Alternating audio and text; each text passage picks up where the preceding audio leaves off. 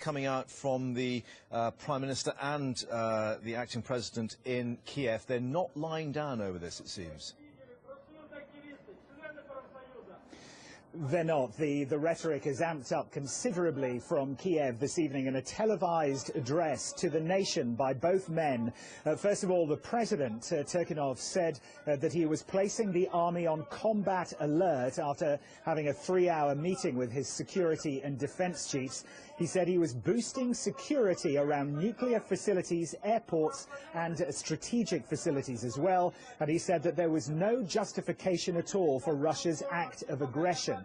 But arguably the strongest words came from the acting Prime Minister, Yatsenyuk, who said that he had spoken to his opposite number in Moscow, Medvedev, and he had said that Russian troops must return to base. And he warned his Russian counterpart that military intervention would lead to war and any relations with Moscow would be suspended. He also urged Russia to seek a political solution. So this is the answer from the acting government here, obviously furious at what they have seen happened in Crimea, but also wary of taking them on directly on the ground. Of course, cast your memory back to what happened in 2008 with Georgia, when it sent its tanks rolling into a breakaway Russian Republic of South Ossetia. They were crushed by Russian forces in under 5 days.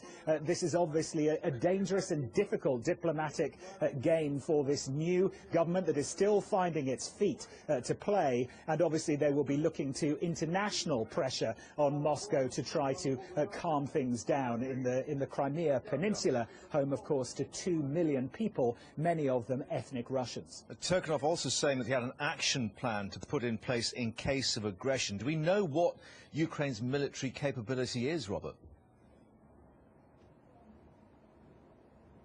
We don't, and this is also the point, that he is not talking in specifics at the moment, and that is because he will not be acting alone. He will be talking to not just, as he said this evening, the acting Prime Minister did, that he had spoken to his Russian counterparts, but also to the other players, the other actors in this unfolding diplomatic saga, and that is, of course, the United States, the United Kingdom, those 3 EU countries that sent their foreign ministers here to Kiev to broker that truce last week, that obviously fell pretty quickly after the president disappeared over to Russia. There are so many implications here, so many parameters, so many different things that could occur.